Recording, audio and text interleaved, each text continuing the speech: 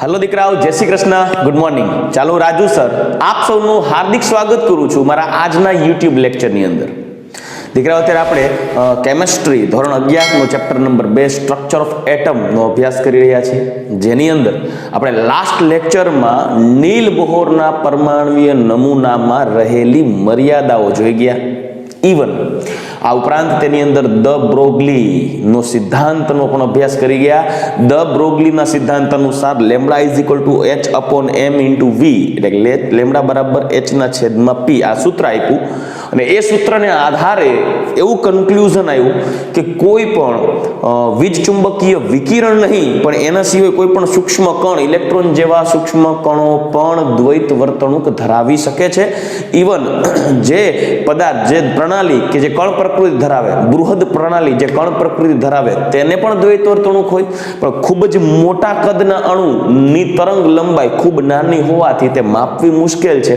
આથી ઇલેક્ટ્રોન જેવા સૂક્ષ્મ કણોની તરંગ લંબાઈ માપી શકાય પણ ત્યારે દ બ્રોગલીના સિદ્ધાંત અનુસાર ઉપરથી સિદ્ધાંત પરથી સાબિત થઈ ગયું કે માત્ર વીજચુંબકીય વિકિરણો જ નહીં પણ દ્રવ્ય પણ દ્વૈત વર્તણૂક ધરાવે એટલે કે કણ પ્રકૃતિ અને તરંગ પ્રકૃતિ ધરાવે જેના વિશે આપણે લાસ્ટ લેક્ચરમાં જોઈ ગયા આજે જે આપણે પોઈન્ટને ડિસ્કસ કરવા જઈ રહ્યા છીએ અને એ છે હાઇઝનબર્ગનો અનિશ્ચિતતાનો સિદ્ધાંત uncertainty principles of Heisenberg superbug એનો કોન્સેપ્ટ હતો હાઇઝનબર્ગની અનિશ્ચિતતાનો સિદ્ધાંત એ એટલી ડિટેલમાં માહિતી આપે છે કે અમુક માન્યતાઓને ખોટી ઠેરાવે છે પણ શું છે હાઇઝનબર્ગની અનિશ્ચિતતાનો સિદ્ધાંત આઇન્સ્ટાઈનની થિયરી શું હતી હાઇઝનબર્ગનું કહેવાનું શું છે એના ઉપર આપણે આ ડિસ્કસ કરીએ ડિટેલમાં દીકરાઓ દ બ્રોગલીએ જ્યારે પોતાની થિયરી કન્ક્લુડ કરી કે lambda is equal to h upon mv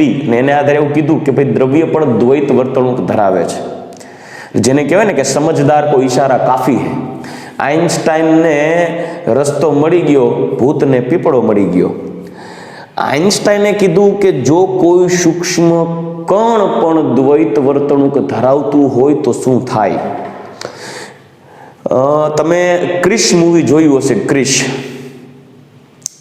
મૂવીમાં ડોક્ટર મહેરાજ ઋતિક રોશનનું સૌથી પહેલું જે મૂવી છે ક્રિશ મૂવી એને એના પિતા એક મશીન એટલે કે એક કોમ્પ્યુટરમાં એક પ્રોગ્રામ ડેવલપ કર્યો એ પ્રોગ્રામની અંદર કોઈ ચોક્કસ ફ્રીક્વન્સી એપ્લાય કરવામાં આવે એટલે મ્યુઝિકલ મૂવીના અનુસાર એવી એક સ્ટોરી ડેવલપ કરી હતી અને એની અંદર કોઈ પણ વ્યક્તિનું ભવિષ્ય જોઈ શકાય ડોક્ટર મેં ક્રિશ 2માં પણ જોયું હશે ભવિષ્ય જોઈ શકાય પ્રોગ્રામ ડેવલપ કર્યો કે જેમાં ભવિષ્ય જોઈ શકાય મતલબ કે અમુક સમય પછી અમુક સમય બાદ કોઈ વ્યક્તિ પોતાનું ભવિષ્ય એક કોમ્પ્યુટર પ્રોગ્રામમાં જોઈ શકે આવું બનાવ્યું હતું એકચ્યુઅલી ક્રિશ મૂવીમાં હતું પણ રિયાલિટી એવી છે કે આ કોન્સેપ્ટ આ થિયરી આપી છે આઇન્સ્ટાઈન નામના વ્યક્તિએ આઇન્સ્ટાઈને પોતાની આવી થિયરી દ બ્રોગલી ના આ સિદ્ધાંતને આધારે આપી દ્વૈત વર્તણૂક દ્રવ્યના દ્વૈત વર્તણૂકના સિદ્ધાંતને આધારે સમજાવી આઇન્સ્ટાઈન ખરેખર એક એવો વ્યક્તિ હતો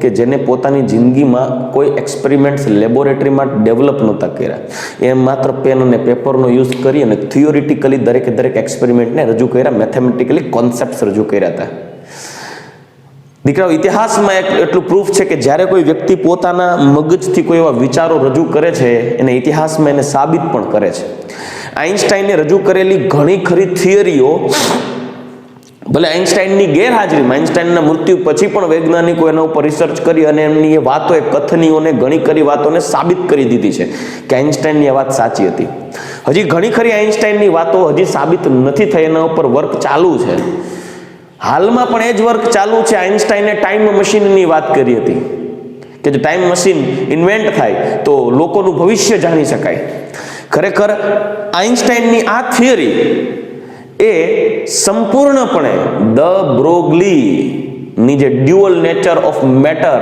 ની થિયરી એટલે કે lambda is equal to h upon mv નો જે કોન્સેપ્ટ હતો એ કોન્સેપ્ટને આધારે આઇન્સ્ટાઈને આ વાત કરી મેં કીધું ને દ બ્રોગલી આ થિયરી આપી તો ભૂતને પીપળો મળી ગયો આઇન્સ્ટાઈને એના ઉપર કામ ચાલુ કર્યું દીકરાઓ દ બ્રોગલીની થિયરીમાં ખરેખર lambda is equal to h upon m into c હતું પણ આઇન્સ્ટાઈને મદદ કરી અને આઇન્સ્ટાઈને ઓલા નીલ બોહર ક્વોન્ટાઇઝેશનને સોલ્વ કરી અને કીધું ભાઈ h upon m into v કરી નાખો અને દ બ્રોગલીના સિદ્ધાંતને આધારે દ બ્રોગલીને નોબેલ પ્રાઇઝ પણ આપેલું છે હવે કેવું છે કે આઇન્સ્ટાઈને દ બ્રોગલીના આ વેવ નેચર ને પાર્ટિકલ નેચર ઓફ મેટરના બેઝ ઉપર આઇન્સ્ટાઈને એવું કીધું કે દ બ્રોગલીના સિદ્ધાંતને આધારે કહી શકાય કે કોઈ પણ સૂક્ષ્મ કણ અથવા તો કોઈ પણ બૃહદ અણુ પોતાની કણ પ્રકૃતિની સાથે તરંગ પ્રકૃતિ પણ ધરાવે છે.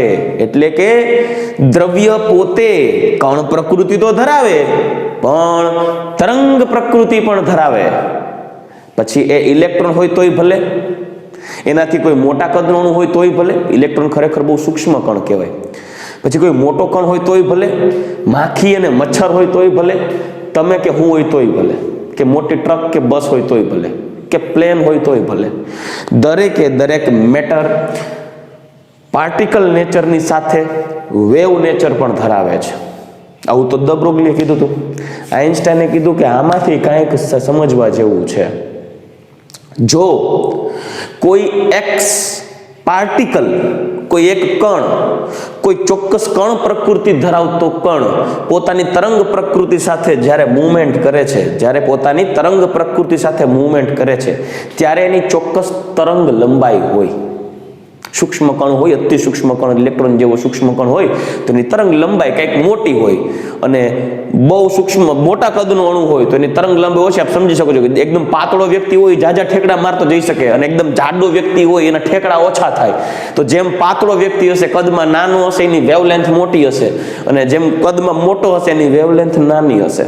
એટલે કે બહુ સૂક્ષ્મ કણ હોય તો એની કંઈક ચોક્કસ મોટી વેવલેન્થ હશે, બહુ મોટો કણ હોય તો નાની વેવલેન્થ હશે. પણ આઇન્સ્ટાઈન એવું કહે છે કે દ બ્રોગલીની વાત ઉપરથી એવું કહી શકાય કે પ્રત્યેક સૂક્ષ્મ કણ હોય તોય ભલે, બૃહદ કણ હોય તોય ભલે, દરેકને પોતાનું કંઈક વેવ નેચર છે, પોતાની કંઈક તરંગ પ્રકૃતિ છે. તો હવે મુદ્દો એવો છે કે જ્યારે સૂક્ષ્મ કણ પોતાનો એક વેવ નેચર ધરાવતો જાય, મતલબ સૂક્ષ્મ કણ જ્યારે તરંગિત થતો હોય, પોતાની કંઈક ચોક્કસ તરંગ લંબાઈ સાથે જ્યારે મૂવમેન્ટ કરતો હોય કણ, જો તમે એક કણની તરંગ લંબાઈ ને પકડી લ્યો અને એ કણની તરંગ લંબાઈને આધારે મેથેમેટિકલી આઇન્સ્ટાઈને એવું કીધું છે કે એ કણની તરંગ લંબાઈને મેઝર કરો અને તરંગ લંબાઈને આધારે કન્ટિન્યુઅસલી એ વ્યક્તિની તરંગ લંબાઈને આધારે ફ્યુચરમાં એટલે કે અમુક સમય બાદ ગણતરીઓ કરી, પ્રેક્ટિકલી તો પ્રૂફ નહોતું થયું, હજી થયું નથી, પણ એ તો ગાણિતીય વાતોમાં માનતો, એ ગણતરી કરીને દઈ દેતો અમુકને તો પલ્લે જ ન પડતું વસ્તુ.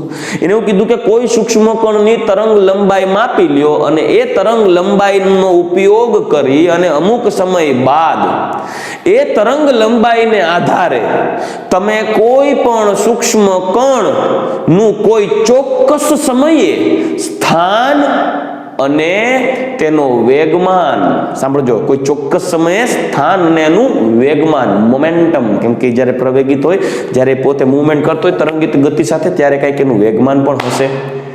તો આઇન્સ્ટાઈને એવું કીધું છે કે જ્યારે કોઈ સૂક્ષ્મ કણ ચોક્કસ દ્રવ્યમાન ધરાવતો સૂક્ષ્મ કણ તરંગ પ્રકૃતિ ધરાવતો હોય ત્યારે તમે એના તરંગનું મેઝરમેન્ટ લઈ અને તરંગની તરંગ લંબાઈને આધારે તમે અમુક સમય બાદ એ સૂક્ષ્મ કણનું સ્થાન અને વેગમાન એકી સાથે પ્રેડિક્ટ કરી શકો છો.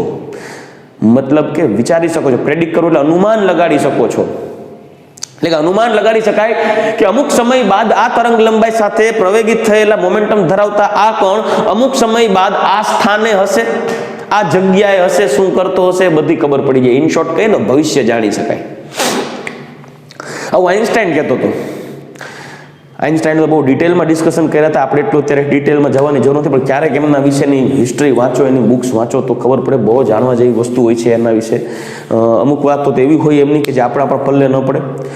પણ એમને એવું કીધું કે જો કોઈ કણ, હજી બોલું છું, જો કોઈ કણની તરંગ લંબાઈ જ્યારે કોઈ ચોક્કસ તરંગ લંબાઈ સાથે પ્રવેગિત થતો હોય, મૂવમેન્ટ કરતો હોય, ત્યારે તમે એની તરંગ લંબાઈને આધારે અમુક ચોક્કસ સમય બાદ તમે એનું સ્થાન અને વેગમાન માપી અને તમે ભવિષ્ય વિશે વાત કરી શકો, ભવિષ્ય જાણી શકો. એટલે એને આધારે ટાઈમ મશીનનો કોન્સેપ્ટ આવ્યો કે ભાઈ જો અત્યારે માની લો કે હું છું, તો મારા કોઈ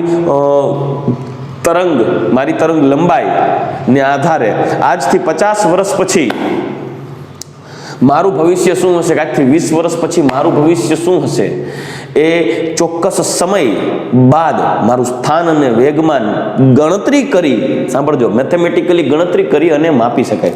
તો એ જ વસ્તુ જોજો મૂવીમાં શું કર્યું છે, પ્રોગ્રામ, કોમ્પ્યુટરી પ્રોગ્રામ બનાવ્યો છે. પ્રોગ્રામને આધારે મેથેમેટિકલી પ્રોગ્રામ ડેવલપ કરે, એટલે આજથી કોઈ ફિક્સ સમય પછી એ પ્રોગ્રામ એપ્લાય કરો એટલે પ્રોગ્રામ ઓટોમેટિકલી એની વેવલેન્થને આધારે એની પોઝિશન અને એની મોમેન્ટમ બે કેલ્ક્યુલેટ કરી અને ભવિષ્ય તમને રજૂ કરે કે ભવિષ્યમાં તમારું આવું આવું આવું આવું થશે. There is time machine. આવું આઈન્સ્ટાઈનની વાત હતી. પણ એ સમયના બીજા એવા કહેવાય વૈજ્ઞાનિકો હતા કે જે ખરેખર બુદ્ધિધન કહેવાય, બુદ્ધિશાળી હતા. ત્યારે અમુક એવો વર્ગ હતો કે જે આઈન્સ્ટાઈનને ન માનતો. એ સમયનો એક વૈજ્ઞાનિક, એનું નામ હાઇઝનબર્ગ. હાઇઝનબર્ગ એ આઈન્સ્ટાઈનનો કટ્ટર વિરોધી. હાઇઝનબર્ગ અને આઈન્સ્ટાઈનને કોઈ રીતે મન મેળાપ ન હોય, ભળે જ નહીં. જેને કહેવાય ને દરેકે દરેક આઈન્સ્ટાઈન હાઇઝનબર્ગની વાતનો વિરોધ કરે, હાઇઝનબર્ગ આઈન્સ્ટાઈનની થિયરીઓનો વિરોધ કરે. એકબીજાની થિયરીમાં ઓપોઝિશન પાર્ટીમાં જ હોય, જેને કહેવાય ને ભાજપ ને કોંગ્રેસ. હવે વસ્તુ કેવી છે કે હાઇઝનબર્ગની હાઇઝનબર્ગે અમુક વાતો એવી કરી છે, આ જે મોમેન્ટમ અને પોઝિશનના પ્રેડિક્શનના બેઝ ઉપર જે ભવિષ્ય જોવાની વાત કરી આઈન્સ્ટાઈનની એ વાત ઉપર હાઇઝનબર્ગે પોતાનો મંતવ્ય એવો સુપર્બ રાખેલો છે કે લોકોના મોઢામાં, જેને કહેવાય ને કે આંગળા નાખવા પડ્યા કે ના, હાઇઝનબર્ગ અહીંયા સાચો હશે. હાઇઝનબર્ગ એવું કહે છે, સાંભળજો ખાસ, હાઇઝનબર્ગ એવું કહે છે કે શ્રીમાન આઈન્સ્ટાઈને એવું કીધું બ્રોગલી, મારા મિત્ર બ્રોગલીના ડ્યુઅલ નેચર ઓફ મેટરના થિયરી ઉપરથી, કે જ્યારે કોઈ કણ તરંગિત હોય, પોતે ચોક્કસ તરંગ લંબાઈ સાથે જ્યારે પ્રવેગિત થાય ત્યારે ચોક્કસ તરંગ લંબાઈને આધારે ગણતરીઓ કરી અને અમુક સમય બાદ તમે એનું કોઈ એક જ સમયે સ્થાન અને વેગમાન માપી શકાય. દીકરાઓ, કોઈ પણ કણનું સ્થાન અને વેગમાન એક્ઝેક્ટ માપો ને, એક્ઝેક્ટ, તો જ ભવિષ્ય જાણી શકાય. હું 10 મિનિટ પછી એક્ઝેક્ટલી ક્યાં હોઈશ અને એક્ઝેક્ટલી મારો વેગમાન શું હશે, મારી ઉર્જા શું હશે, હું શું કરતો હોઈશ, એક્ઝેક્ટ કોઈ એક સમયે માપો ને તો જ મારું ભવિષ્ય સાચું પડે. તમે ભવિષ્યની આગાહી કરો, એક્ઝેક્ટ હોય તો જ ભવિષ્ય જાણી શકાય ને. બાકી એમ કહી દો કદાચ એનું ભવિષ્યમાં આવું થશે અથવા તો આવું થશે, તો અથવા આવે આવું થશે અથવા તો આવું થશે, તો એ શું થઈ ગઈ? અનિશ્ચિતતા થઈ. અથવા ના આવવું જોઈએ, એક્ઝેક્ટ હોવું જોઈએ. એક્ઝેક્ટ ભાઈ ભવિષ્યમાં આના 3 દિવસ પછી આ કોઈ છોકરીના હાથનો લાખો ખાવાનો છે, આટલા વાગે, આટલામી મિનિટે, આટલામી સેકન્ડે ફલાણી છોકરીને એક ફડાકો જીકશે. આ એક્ઝેક્ટ હોવું જોઈએ ભવિષ્યમાં. પણ તમે એમ કહો કે ભવિષ્યમાં 2 દિવસ પછી, કાં તો સવારે, કાં તો સાંજે, કાં તો ઓલી છોકરી આને આવીને ફડાકો મારશે અથવા ન પણ મારે, તો આને ભવિષ્ય જોયું ન કહેવાય, આને અનસર્ટેનિટી કહેવાય, આને અનિશ્ચિતતા કહેવાય, નિશ્ચિતતા નહીં. આઈન્સ્ટાઈને નિશ્ચિતતા કીધી હતી કે ભાઈ ના એ થાય જ. તમે એના વેવલેન્થને પકડીને ચાલો મેથેમેટિકલી, પ્રેક્ટિકલી પ્રૂફ તો નહોતું કર્યું, એ તો ખાલી પોતાની વાત ઉપર ઉભો રહ્યો તો અડગ હતો કે ભાઈ જો તમે એના વેવ નેચરમાંથી તમે વેવલેન્થને તમે ડિટેક્ટ કરો અને વેવલેન્થને પકડી અને અમુક સમય બાદ તમે પ્રોગ્રામ સેટ કરો મેથેમેટિકલી, કે ત્યારે તમે એના એક્ઝેક્ટલી કોઈ એક ચોક્કસ સમયે સાયમલ્ટેનિયસલી પોઝિશન અને મોમેન્ટમ, એટલે કે સ્થાન અને વેગમાન સાયમલ્ટેનિયસલી પ્રેડિક્ટ કરી શકો છો. સાયમલ્ટેનિયસલી એટલે ત્વરિત, ત્યાં એક જ ચોક્કસ સમયે જ્યારે એક્ઝેક્ટ સ્થાન માપો એ જ સમયે સ્થાનનું એક્ઝેક્ટ મૂલ્ય મળે ને એ જ સમયે વેગમાનનું પણ એક્ઝેક્ટ મૂલ્ય મળે અને એને આધારે ભવિષ્ય જાણી શકે. આવું કોણ કહેતું હતું? આઈન્સ્ટાઈન. હાઇઝનબર્ગ કે નહીં, એવું ન હોય ભાઈ. ફાકા મારોમાં દુનિયા તમને ફોલો કરે એટલે હું ગોળા પાવાના. હાઇઝનબર્ગ કે ક્યારેય પણ સૂક્ષ્મ કણોનું સ્થાન અને વેગમાન સાયમલ્ટેનિયસલી, એટલે કે એક જ સમયે, ત્યારે ત્વરિત સ્થાન અને વેગમાનનું એક્ઝેક્ટ ચોક્કસ મૂલ્ય માપી ન શકાય. It means position and momentum cannot be predictable simultaneously. Exact value of position and exact value of momentum cannot be predictable. It is not predictable at simultaneous condition. તયે ને તયે, ત્યારે ને ત્યારે તમે સ્થાન અને વેગમાનનું એક્ઝેક્ટ મૂલ્ય માપી નહીં શકો. આવું હાઇઝનબર્ગે કીધું. કેમ? હાઇઝનબર્ગ એવું કહે છે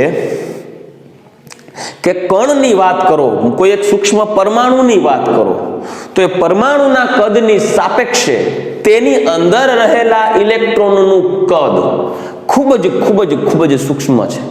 કેટલું? તો કે 10⁻15 જેટલું નાનું. આપણે આગળ જોઈ ગયા રુથરફોર્ડની થિયરીમાં કે કોઈ પણ પરમાણુના કદની સાપેક્ષે તેની અંદર રહેલા ઇલેક્ટ્રોન જેવા સૂક્ષ્મ કણનું કદ અત્યંત સૂક્ષ્મ છે, અત્યંત નાનું છે. હવે પરમાણુના કદની સાપેક્ષે ઇલેક્ટ્રોનનું કદ એટલું સૂક્ષ્મ છે કે તમે એ ઇલેક્ટ્રોનનું એક જ સમયે એટલે કે સાયમલ્ટેનિયસલી એક્ઝેક્ટલી સ્થાન અને વેગમાન પ્રેડિક્ટ નહીં કરી શકો. એમાં અનિશ્ચિતતા જ આવશે. એમાં શું આવશે? અનિશ્ચિતતા આવશે, અનસર્ટેનિટી આવશે. હાઇઝનબર્ગનો આ સિદ્ધાંત અતિ સૂક્ષ્મ કણો માટે લાગુ પડે છે, મોટા કણો માટે લાગુ ન પડે, બૃહદ અણુઓ માટે લાગુ ન પડે, શું કરવાને લાગુ ન પડે, અતિ સૂક્ષ્મ કણો માટે શું કરવાને લાગુ પડે એ હું તમને આગળ સમજાવું. પહેલા તો આ બે મુદ્દા સમજો. ઇલેક્ટ્રોન જેવા સૂક્ષ્મ કણોનું સ્થાન અને વેગમાનનું મૂલ્ય એકી સાથે ચોકસાઈપૂર્વક માપી શકાતું નથી. એટલે કે ઇલેક્ટ્રોન જેવા સૂક્ષ્મ કણના સ્થાન અને વેગમાનના માપનમાં શું જોવા મળે? અનિશ્ચિતતા જોવા મળે. હું તમને ઇલેક્ટ્રોનને મૂકો ને, હું તમને એક સિમ્પલ એક્ઝામ્પલ આપું, એકદમ સિમ્પલ એક્ઝામ્પલ આપું. અહીંયાથી પ્લેન, જો હું હાઇઝનબર્ગનો અનિશ્ચિતતાનો સિદ્ધાંત શું કહેવા માંગે છે ને એ હું તમને પ્રેક્ટિકલી સમજાવવા પ્રયત્ન કરું છું. પછી હાઇઝનબર્ગની થિયરી ઉપર પછી આગળ વધશે. પહેલા એ વસ્તુ જાણવી જરૂરી છે કે આ વસ્તુ શું કહે છે. માની લો કે અત્યારે કોઈ પ્લેન છે, આકાશમાં ઊંચેથી એક પ્લેન જાય છે. તમે અહીંયાથી આ પ્લેનને તમે જોવો છો અત્યારે, બરાબર? તમે અહીંયાથી આ પ્લેનને અત્યારે જોવો છો, બરાબર? ચાલો, હવે તમે આ પ્લેનને જોવો છો. ચાલો ભાઈ, પ્લેન છે, અહીંયા છે, બરાબર?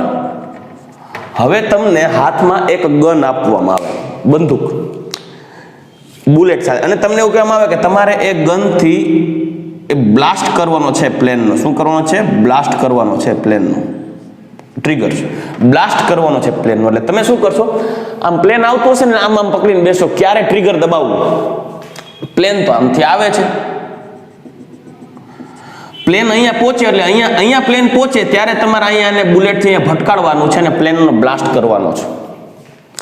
હવે આ ઇન્ટરનેશનલ ફ્લાઇટ છે એટલે તમને આકાશમાં જતી એ ફ્લાઇટ ભલે કદમાં મોટી, ખરેખર આ ફ્લાઇટ તમને દેખાશે તો ખરા? હાઇઝનબર્ગ તો એવું કહે છે કે ઇલેક્ટ્રોન દેખાતો નથી. જો ફ્લાઇટમાં તમને લોચો થશે, હું તમને જે પ્રેક્ટિકલી એમને એક્સપિરિયન્સ કરાવું, એ જો ફ્લાઇટમાં તમને જે અણુ દેખાતો હોય એમાંય તમારાથી જો એક્ઝેક્ટલી સ્થાન અને વેગમાન માપી નહીં શકાય એમ હોય તો વિચારો ઇલેક્ટ્રોન હાટું કેમ મપાય? અને જો ઇલેક્ટ્રોન હાટું ન માપી શકાતું હોય તો આઇન્સ્ટાઈન ક્યાંથી સાચો પડે? જો જ્યારે ઇલેક્ટ્રોન પોતે અહીંયા ફ્લાઇટ જ્યારે આમ આગળ આવે છે, તમને ગન આપી દીધી, તમને કીધું છે કે તમારે છે ને એ ફ્લાઇટનો બ્લાસ્ટ કરવાનો છે, પ્લેન આવે છે આમથી, તમે વિચારશો પ્લેન અહીંયા પહોંચે તો જ્યારે એક્ઝેક્ટલી પ્લેન છે, સાંભળજો, આ પ્લેન છે, એ પ્લેન આવે છે, તમે ટ્રિગર દબાવો છો, એક્ઝેક્ટલી પ્લેન આ બંદૂકની નીચે આવે ત્યારે ટ્રિગર દબાવશો તમે? તો વિચાર કરો, આ ટ્રિગર દબાવો તો બુલેટ અહીંયા આવે ત્યાં તો પ્લેન નીકળી જાય ને. એટલે તમે શું કરશો? પહેલાથી પ્લેનના વેગ કેટલી સ્પીડે આવે છે એના ઉપરથી એના વેગમાન અને એના પોઝિશનનું પ્રેડિક્ટ કરશો. તમારું એ પ્રેડિક્શન એકી સાથે એનું વેગમાન, એટલે કે આ પ્લેન જે આવે છે કોઈ ચોક્કસ વેગ સાથે, એ સમયે એ પ્લેનનું એક્ઝેક્ટ મોમેન્ટમ અને એનું સ્થાન ભવિષ્યમાં અહીંયા પહોંચવા માટે તમે એકી સાથે એક્ઝેક્ટ સ્થાન અને વેગમાન માપી શકો એમ હશો ને, તો તમે જ્યારે પ્લેન આવતો હશે ને તમે માપો, વિચારો કે ફલાણા સમયે પ્લેન અહીંયા હશે ને ત્યારે આટલા વેગ સાથે એક્ઝેક્ટલી અહીંયા હશે. જો તમે વેગ અને પ્લેનનું વેગ અને સ્થાન એક્ઝેક્ટલી પ્રેડિક્ટ કરી શકશો ને તો પ્લેન જ્યારે અહીંયા પહોંચશે ને તમે જ્યારે બંદૂક ફોડશો ત્યારે ફૂટી જશે. પણ ખરેખર કેવું થશે? તમે કોઈ ચોક્કસ સમયે જ્યારે પ્લેનને બ્લાસ્ટ કરવું છે એ સમયે એ ત્યાં જ્યારે તમારી બુલેટ ફૂટવાની સાથે જ્યારે તમારી બુલેટ અહીંયા પહોંચે ત્યારે પ્લેન અહીંયા હોવું જોઈએ અને પ્લેન બ્લાસ્ટ થવો જોઈએ એ તમે ચોક્કસ સમયમાં આપ્યો છે કે મારું બુલેટ અહીંયા પહોંચશે ત્યારે જ એનું પ્લેન અહીંયા પહોંચવું જોઈએ અને ત્યાં અટભટકાઈને બ્લાસ્ટ થવું જોઈએ. આ ચોક્કસ સમયે જો તમારું પ્રેડિક્ટેડ પોઝિશન, પ્લેનની પોઝિશન અને પ્રેડિક્ટેડ મોમેન્ટમ એ બે સાવ સાચી હશે, exact location, exact position, exact momentum માપી શક્યા હશો ને તો એ પ્લેનનો એક્ઝેક્ટલી બ્લાસ્ટ થઈ જ જાય. પણ તમે જોજો શું થશે, તમે બુલેટ બંદૂક લઈ એટલે કે ગન લઈને સાથે ઊભો છો અને વિચારો છો પ્લેન આટલા મોમેન્ટમ સાથે ને અત્યારે આ પોઝિશન ઉપર છે તો આટલી સ્પીડથી આવે છે તો અમુક સમય બાદ એ અહીંયા પહોંચી શકે તો આપણે એના આધારે કેલ્ક્યુલેટ કરી તો ક્યારે ફોડવું. તો મારા બાપા એમ થાય હાલો આટલી સ્પીડ છે ને આટલી મોમેન્ટમ છે, મારી જે ગન છે જ્યારે બ્લાસ્ટ થશે ત્યારે કોઈ ચોક્કસ સમયે બુલેટ પહોંચશે ત્યારે જ પ્લેન પહોંચવું જોઈએ. એવું તમે ભગવાનની દયાથી તમારું મગજ જેટલું કામ ચાલુ જ હોય, કરતું જ હોય કે ચાલો હવે પહોંચશે. એટલે તમે શું કરશો, ભવિષ્યમાં પ્રેડિક્ટ કરશો કે ફલાણા સમયે આ પ્લેન અહીંયા પહોંચશે અને બ્લાસ્ટ થશે. એ પ્રમાણે તમે બ્લાસ્ટ કરશો ને, પ્રેડિક્ટ કરશો કે હવે બ્લાસ્ટ કરવું ત્યારે મારી બુલેટ અહીંયા પહોંચશે અને ત્યારે જ પ્લેન અહીંયા પહોંચવું જોઈએ અને બ્લાસ્ટ થવો જોઈએ. એ તમે પ્રેડિક્ટ કર્યું. તો હવે પ્લેન અહીંયા હશે, હજી આવ્યું નથી, પ્લેન અહીં હશે ને તમે બ્લાસ્ટ કરશો, ભવિષ્ય પ્રેડિક્ટ કરીને બ્લાસ્ટ કરશો. બંદૂકને તમે ટ્રિગર દબાવશો એટલે બુલેટ જાશે તો એક્ઝેક્ટલી એ પ્લેન એકદમ દૂર હોય અને એ બ્લાસ્ટ થઈ જ જાય એવી પ્રોબેબિલિટી ખરી નહીં. બ્લાસ્ટ ન થાય, ભટકાવાની ચાન્સીસ ટેન્સ ટુ 0. કેમ કે ત્યાં તમે જ્યારે પ્રેડિક્ટ કર્યું છે કે અમુક સમય બાદ એ પ્લેન અહીંયા હોવું જોઈએ, આ હું પોઝિશનનું એક્ઝેક્ટ લોકેશન ઓફ એક્સ કહું, એક્ઝેક્ટ લોકેશન ઓફ એક્સ કહું કે પ્લેન કદાચ અહીંયા પહોંચવું જોઈએ. પણ પ્રેક્ટિકલી ત્યારે એવું બની શકે કે કદાચ એ પ્લેન અહીંયા હોવાને બદલે એ પ્લેન ત્યારે અહીંયા પણ હોઈ શકે અને એ પ્લેન ત્યારે અહીંયા પણ હોઈ શકે, કંઈ પણ હોઈ શકે. મતલબ આ એક્ઝેક્ટ લોકેશન તમે અહીંયા વિચાર્યું હતું પણ બની શકે કે તમે જે પ્લેનની મોમેન્ટમ અને સ્થાન બે માપ્યું હતું એ ભવિષ્યમાં કોઈ ચોક્કસ સમયે એ પ્લેનનું એક્ઝેક્ટ મોમેન્ટમ અને એક્ઝેક્ટ લોકેશન તમે માપી ન જ શકો ત્યારે એના મોમેન્ટમમાં ડિફરન્સ આવે. બરાબર, કાં તો એ આટલું આ બાજુ અને કાં તો આ બાજુ આટલું, અથવા એમ કે આ એક્સ થી થોડુંક આ બાજુ ડેલ્ટા એક્સ જેટલું અને આ બાજુ વિચારો તો એક્સ માઇનસ ડેલ્ટા એક્સ જેટલું. આ એક્ઝેક્ટ લોકેશન આપણે એક્સ કીધું હતું તો બની શકે કે એ પ્લેન આપણા જે પ્રેડિક્ટેબલ પોઝિશન હતું એના કરતા ડેલ્ટા એક્સ જેટલું, આ સ્થાનને હું ડેલ્ટા એક્સ કહું, આટલા ગેપને ડેલ્ટા એક્સ કહું, તો થોડુંક આ બાજુ અથવા આ બાજુ કંઈક કાં તો આગળ નીકળી ગયું ડેલ્ટા એક્સ જેટલું, કાં તો પાછળ નીકળી ગયું ડેલ્ટા એક્સ જેટલું. મતલબ કે એના સ્થાનમાં શું આવી, અનિશ્ચિતતા આવી. ધારણા કરતા ડેલ્ટા એક્સ જેટલું પ્લેન પાછળ રહી ગયું, કાં તો ધારણા કરતા ડેલ્ટા એક્સ જેટલું પ્લેન આગળ રહી ગયું. આ પ્રેડિક્ટ તમે જો કરો, જો તમે ભવિષ્ય જાણતા હો તો તમે જ્યારે બ્લાસ્ટ કરો તમે એમ કે હવે મારી ગોળી પહોંચશે ત્યારે પ્લેન અહીંયા પહોંચશે અને પ્લેન બ્લાસ્ટ થશે જ. આ ભવિષ્ય કર્યું.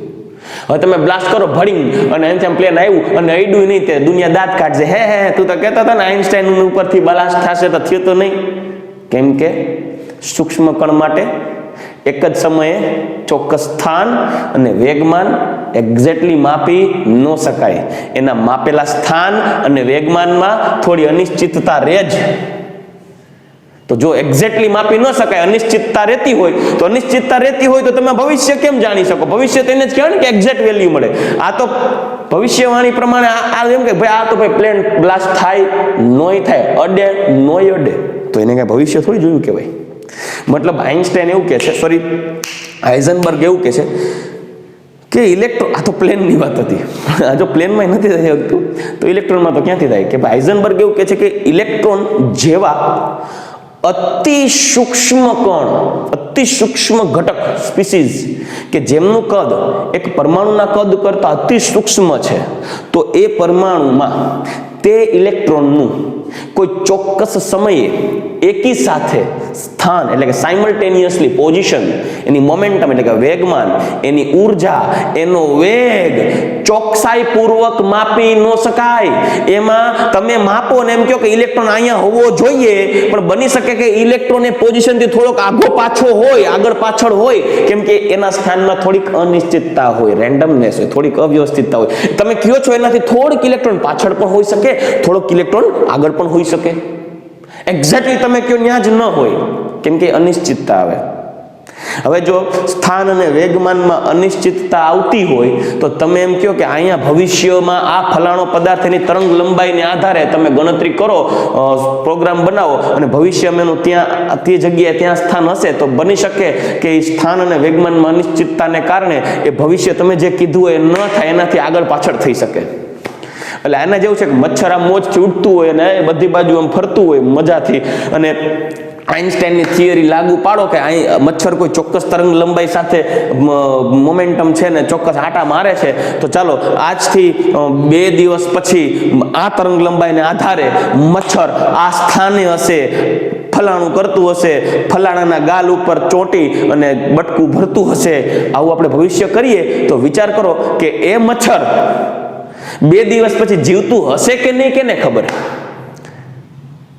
કોકના ઘરમાં ગયા હશે ને ઓલા શોર્ટ ને ઓલું રેકેટાઈમાં તડતડાટી બોલી ગયો હોય, કાકો કે પેરેગોનથી ફટાકો બોલાવી અને મચ્છરને મારી નાખ્યું હોય, કા બેગોન સ્પ્રે મારીને મારી નાખ્યું હોય, ગમે એ થાય, ભવિષ્ય કોઈ નથી જોયું. અને દીકરાઓ, જો કોઈ આવી રીતે ભવિષ્ય જાણી શકે તો દુનિયામાં કોઈને ભગવાનની બીક જ ન રહે.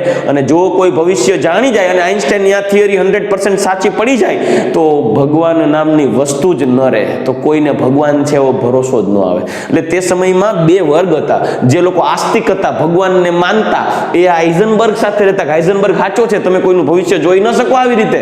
અને જે નાસ્તિક હતા, ભગવાનને માનતા જ નહીં, એ બધા આઇન્સ્ટાઈન ભેગા રહેતા. કાયદેસર 2 પક્ષ પડતા. તો હવે વાત આવે, હાઇઝનબર્ગ એવું કહે છે કે કોઈ પણ ઇલેક્ટ્રોન ના સ્થાન અને વેગમાનનું એકી સાથે ચોકસાઈપૂર્વક માપન કરી શકાય નહીં. તેના સ્થાન અને વેગમાનમાં અનિશ્ચિતતા જોવા મળે. શું જોવા મળે? અનિશ્ચિતતા જોવા મળે. તો જો સૂક્ષ્મ કણ ના કોઈ ચોક્કસ સમયે સ્થાનમાં જોવા મળતી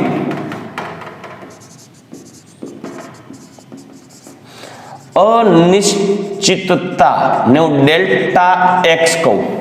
ડેલ્ટા એક્સ એટલે સમજાય છે કે માની જો કે તમે કોઈ પરમાણુ ઇલેક્ટ્રોનનું સ્થાન, કક્ષામાં ઇલેક્ટ્રોનનું સ્થાન માનો કે અહીંયા ધારણા કરો છો કે અમુક સમય ઇલેક્ટ્રોન અહીંયા હશે, તો બની શકે કે એ ઇલેક્ટ્રોન અહીંયા પણ હોઈ શકે અને એ ઇલેક્ટ્રોન અહીંયા પણ હોઈ શકે, આટલા એરિયામાંથી ગમે અહીંયા હોય. તો આ એક્સ કરતા ડેલ્ટા એક્સ જેટલું વેરિએશન હોય, કાં તો એ ડેલ્ટા એક્સ એટલે કાં તો ઇલેક્ટ્રોનનું સ્થાન કેવું હોઈ શકે, એક્ઝેક્ટ એક્સ ન હોય. તમે ભવિષ્ય માટે કે તમે અત્યારે ઇલેક્ટ્રોન કોઈ ફલાણી જગ્યાએ છે, તો અમુક સમય બાદ ઇલેક્ટ્રોનનું સ્થાન અને વેગમાન એક્ઝેક્ટ એક્સ ન મળે, plus or minus delta x મળે. સમજાઈ ગયું?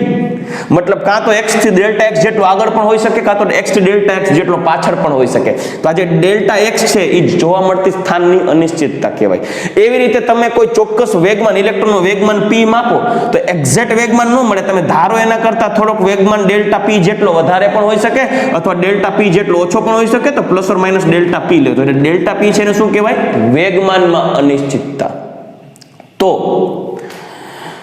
સૂક્ષ્મ કણના કોઈ ચોક્કસ સમયે સ્થાનમાં જોવા મળતી અનિશ્ચિતતા ડેલ્ટા એક્સ કહો. સૂક્ષ્મ કણ એટલે ઇલેક્ટ્રોન ધારીએ, તથા વેગમાનની અનિશ્ચિતતા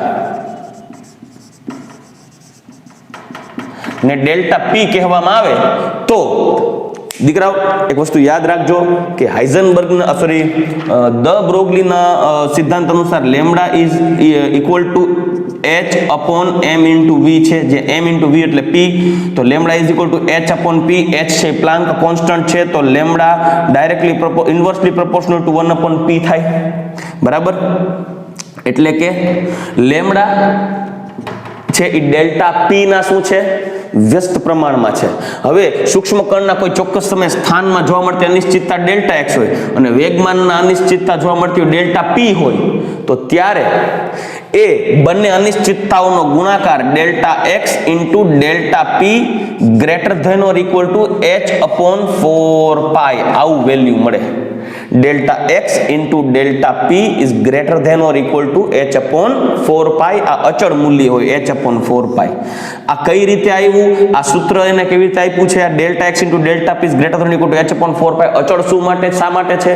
એને હાઇઝનબર્ગે પોતાનો અનિશ્ચિતતાનો સિદ્ધાંત કેવી રીતે સમજાવ્યો એ આપું એક્ઝામ્પલ. દીકરો, આ જે છે આ મેં મારી રીતે તમને સમજાવવા પ્રયત્ન કર્યો છે. હજી એક એક્ઝામ્પલ આપું. ચાલો તમે અહીંયા ઊભા છો બુલેટ લઈને, બરાબર, અને અહીંયા છે અને અહીંયા છે તમને એક ગન આપી દેવામાં આવે. સામેથી કોઈ એક વસ્તુ છે એ બિંદુ ઉપર તમારે બ્લાસ્ટ કરવાનો છે. વસ્તુ મૂવમેન્ટ કરે છે. તમે ઓલિમ્પિકમાં છો, તમને એવું કહેવામાં આવે છે કે ભાઈ તમારે અહીંયાથી બુલેટને બ્લાસ્ટ કરાવવાનો છે. એટલે બુલેટ છે આગળ આમ દોડશે, બરાબર, અહીંયા બ્લાસ્ટ થાય. ત્યારે શું કરશે? બ્લાસ્ટ ક્યારે કરશો? જ્યારે એ આગળ આવશે, તમારે શું કર, જેમ જેમ મૂવમેન્ટ કરતું હશે, તમારે આ એક્ઝેક્ટલી આ જ લોકેશનમાં તમારે બુલેટને એન્ટર કરાવવાની છે. ત્યાં જ એને હોલ પાડવાનો છે. હવે શું થશે? જ્યારે આ મૂવમેન્ટ કરતું નજીક આવશે ત્યારે તમે કેલ્ક્યુલેટ કરશો કે આમથી આવતું, હમણાં જો અહીંયા પહોંચે ક્યારે આપણે બ્લાસ્ટ કરવું, ભવિષ્યનું પ્રેડિક્શન કરવાનું છે. સ્થાન એ જે આજે બ્લાસ્ટ કરવા માટેની જે પ્લેટ આવે છે, એ પ્લેટના મૂવમેન્ટને આધારે જ્યારે તમારી સામે આવવાની છે એ સમય એનું સ્થાન અને વેગમાન તમારે એક્ઝેક્ટલી માપવાનું છે. જો સ્થાન અને વેગમાનની એક્ઝેક્ટ વેલ્યુ મળશે અને તમે બ્લાસ્ટ કરશો તો ભવિષ્ય જાણી અને તમે બ્લાસ્ટ કરો તો એ બુલેટ એક્ઝેક્ટલી આમાં જ હોલ પાડે, બરાબર. પણ એ એક્ઝેક્ટલી સ્થાન અને વેગમાન મેં કીધું કે તમે એક્ઝેક્ટલી ચોકસાઈપૂર્વક માપી ન શકો, આવું હાઇઝનબર્ગ કહે છે. એમાં પ્લસ ઓર માઇનસ કાંઈક તો અનિશ્ચિતતા રહેશે જ. એક્ઝેક્ટ વેલ્યુ નિશ્ચિત નહીં મળે, અનિશ્ચિતતા રહે. એ અનિશ્ચિતતા, સ્થાનની અનિશ્ચિતતાને ડેલ્ટા એક્સ કહેવાય, એના વેગમાનની અનિશ્ચિતતાને ડેલ્ટા પી કહેવાય. એટલે જ્યારે એ અહીંયા આ પ્લેટ અહીંયા પહોંચે, તમે કોઈ ચોક્કસ સમયે તમે બુલેટનું બ્લાસ્ટ કરી દીધું છે અને જ્યારે એ અથડાવવા માટે જ્યારે અહીંયા પહોંચશે, ત્યારે અહીંયા પ્લેટ અહીંયા પહોંચે તો બની શકે કે એ બ્લાસ્ટ અહીંયા છે, તો તમારાથી એ હોલ કદાચ એક્ઝેક્ટલી અહીંયા પણ પડી શકે, અહીંયા પણ પડી શકે. તો વિચાર કરો, આ શું આવ્યું? સ્થાનમાં અનિશ્ચિતતા ડેલ્ટા એક્સ. સેજ હોલથી ઉપર પડે, હોલથી નીચે પણ પડે. તમે જો એક્યુરેટ શૂટર હોય તો પણ એક્ઝેક્ટલી 100% એક્યુરેટ હોલ કોઈના બાપાની તાકાત નથી પાડી દે, કેમ કે હાઇઝનબર્ગ કહી ગયું છે. એટલે આઇન્સ્ટાઈનની એ વાત 100% સાચી નથી. વિચાર કરો, આ બધા એવા મેટરની વાત કરું છું જે તમને નરી આંખે દેખાય છે, છતાંય તમે એક્ઝેક્ટલી સ્થાન અને વેગમાનમાં થોડીક ભૂલ કરો છો. તો જેમ આ તો મોટું છે, હવે આવડું મોટું છે, બરાબર, એટલે તમારે હોલ પાડવાનું છે. હવે આને બદલે તમને એમ કહેવામાં આવે, ચાલો ભાઈ, એક મચ્છર, નાનકડું એવું મચ્છર ઉડે છે, મચ્છર ઉડે છે. હવે જોજો, મચ્છર ઉડે છે. એ મચ્છર તમને કાયદેસર મચ્છર તો દેખાય. હવે મચ્છર આમાં આવશે અને તમને એવું કહેવામાં આવે કે ભાઈ મચ્છરની આંખ આંટી દેવાની છે. મચ્છરની આંખ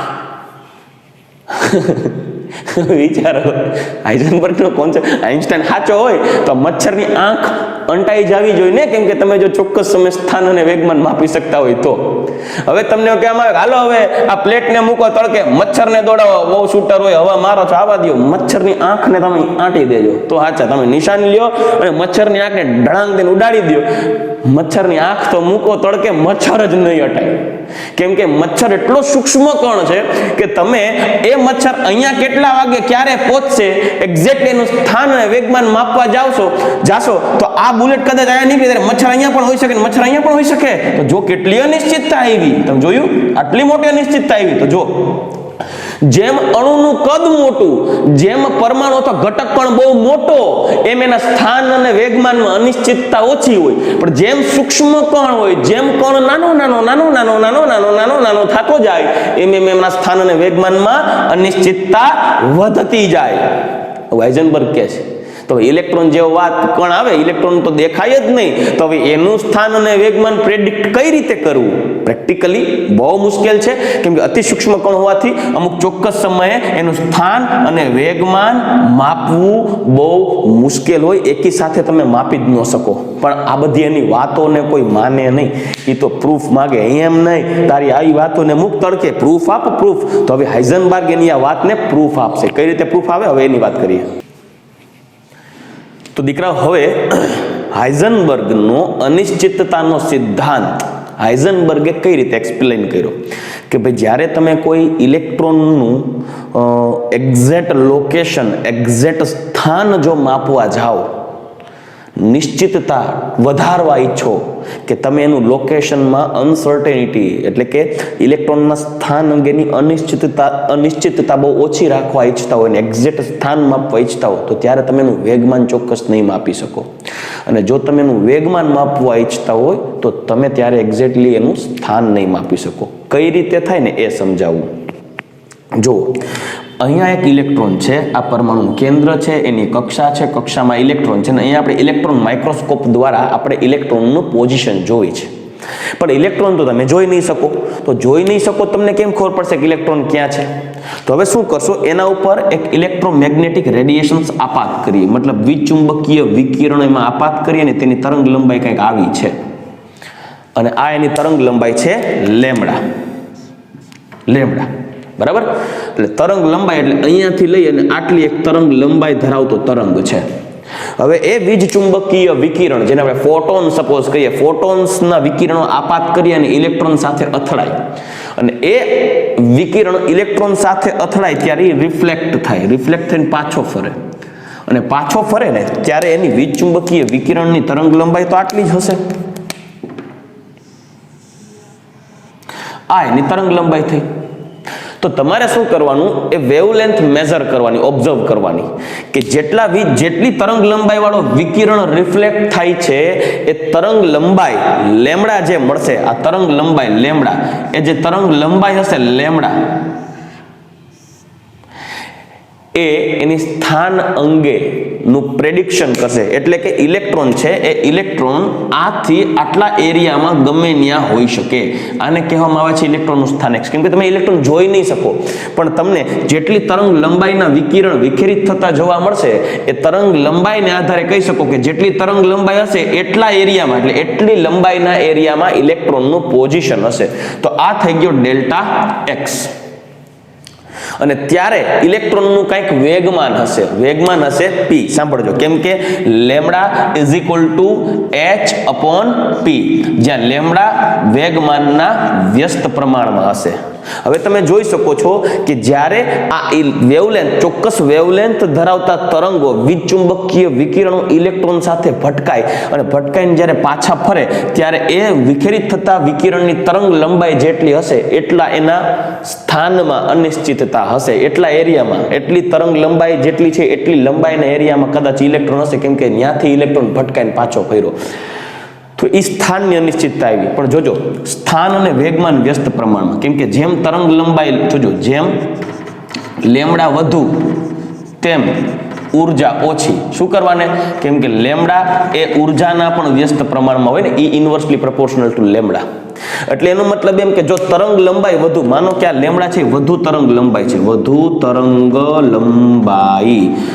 તરંગ લંબાઈ ધરાવતો વિકિરણ છે આ, તો તરંગ લંબાઈ જેમ મોટી હશે ને, એમાં રિફ્લેક્ટ થતી તરંગ લંબાઈ મોટી હશે એટલે ડેલ્ટા એક્સ વધુ થયું. મતલબ કે સ્થાનમાં અનિશ્ચિતતા મોટી થઈ, જેમ મોટી તરંગ લંબાઈ આપાત કરો એમ.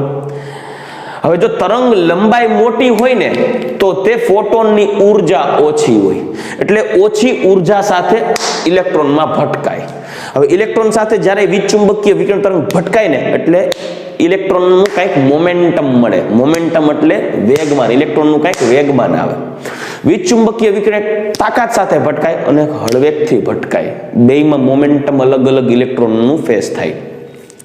જો આ વિચુંબકીય વિકિરણ તરંગ લંબાઈ મોટી હોય તો મોટી તરંગ લંબાઈ ધરાવતું વીજ ચુંબકીય વિકિરણની ઉર્જા ઓછી હોય અને ઓછી ઉર્જા સાથે અથડાય. અને જો ઇલેક્ટ્રોન ઓછી ઉર્જા સાથે અથડાય તો ઇલેક્ટ્રોનનું વેગમાન નાનું હોય.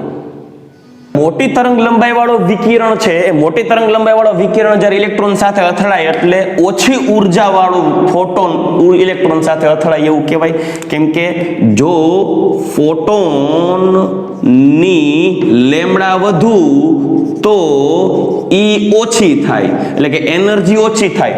ઓછી એનર્જી થાય એટલે ઇલેક્ટ્રોનનો મોમેન્ટમ પણ ઓછું મળે. એટલે મોમેન્ટમ ઓછી, ઇલેક્ટ્રોન જ્યારે ચોક્કસ વેગમાન સાથે ફરતો હોય અને અથડામણ થાય એટલે વેગમાનમાં થોડુંક વેરિએશન આવે, એને કહેવાય ડેલ્ટા પી. તો ઇલેક્ટ્રોન ઓછો હોય તો તેના વેગમાનમાં અનિશ્ચિતતા પણ ઓછી થાય, કારણ કે ઓછી ઉર્જા ધરાવતા વિકિરણ જો ઇલેક્ટ્રોન સાથે અથડાય તો ઇલેક્ટ્રોનના વેગમાનમાં પણ થોડોક જ ફેરફાર થાય, માઇનોર ચેન્જ મળે, એટલે ડેલ્ટા પી ઘટે. તો આમાં જોઈ શકો છો કે જો ડેલ્ટા એક્સ વધુ હશે તો